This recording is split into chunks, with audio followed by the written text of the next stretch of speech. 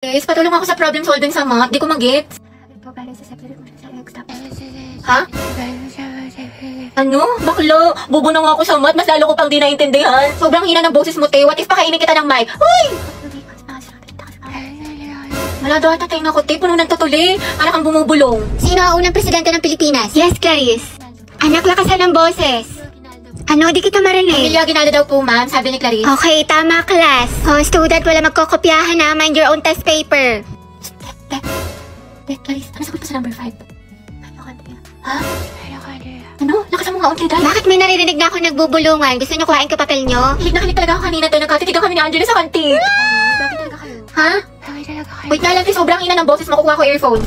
Baho, may puto. Hoy, Angel, na utang mo. Hoy, ang iingay nyo. May nagsasalitang officer sa harap, diba? Makinig nga kayo. Bye. Sige, te. So, yun po. Sabi daw po Ang hina talaga ng boses ni Clarice. Kuya, para daw po.